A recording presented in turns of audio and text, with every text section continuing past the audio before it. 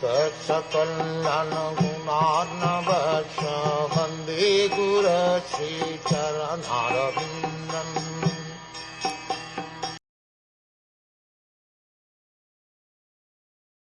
Thereafter, the water produced from electricity was glanced over by the Supreme Personality of Godhead and mixed with eternal time and external energy. Thus it was transformed into the earth, which is qualified primarily by smell. From the descriptions of the physical elements in the above verses, it is clear that in all stages the glance of the Supreme is needed, with the other additions and alterations. In every transformation, the last finishing touch is the glance of the Lord, who acts as a painter does when he mixes different colors to transform them into a particular color. When one element mixes with another, the number of its qualities increases. For example, the sky is the cause of air.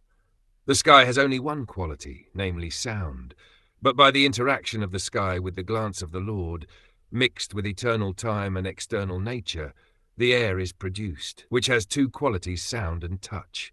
Similarly, after the air is created, interaction of sky and air, touched by time and the external energy of the Lord, produces electricity.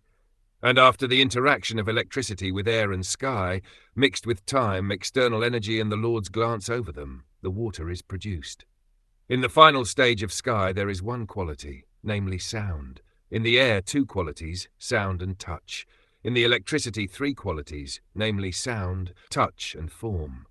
In the water, four qualities, sound, touch, form and taste.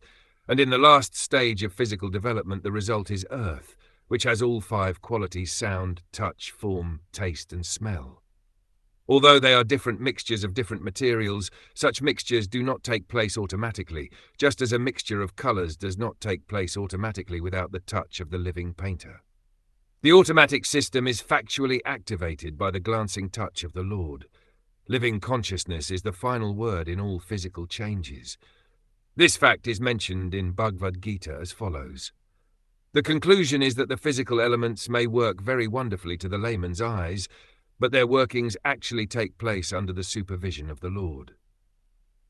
Those who can mark only the changes of the physical elements and cannot perceive the hidden hands of the Lord behind them are certainly less intelligent persons, although they may be advertised as great material scientists.